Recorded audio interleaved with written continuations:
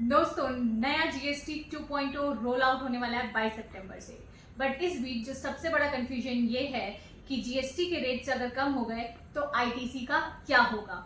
सोचो आप एक शॉप चलाते हो जिसपे आप इनपुट पर 18% टैक्स दे रहे हो, यानी 100 रुपए की खरीद पर आप 18 रुपए और देते हो और 118 रुपए हो जाते हैं। सिर्फ उसी को आप 200 रुपए में बेच रहे हो जिसपे 18% टैक्स लेते हैं और 236 रुपए हो जाता है। अब इस केस में आप गवर्नमेंट को देते थे 36 माइनस 18 यानी 18 रुपए आपके आईटीसी लेजर का। क्या गवर्नमेंट ने इसे घटा के कर दिया 12%, तो क्या होगा आपके आईटीसी लेजर का। तो टेंशन मत लो, उस केस में आपका आईटीसी लेजर एकदम सेफ रहेगा और आप उसको अन्य जीएसटी लाइबिलिटीज के लिए यूज कर सकते हो। लेकिन अगर आप दूध, पनीर या ऐसा कोई आइटम बेच रहे थे जिसमें टैक्स एग्जेप्ट कर दिया गया है, यानी एकदम शून्य कर दिया गया है, उस केस में क्या होगा। उस केस में आपका आईटीसी रिवर्स भी हो सकता है और नया आईटीसी आप यूज नहीं कर पाओगे।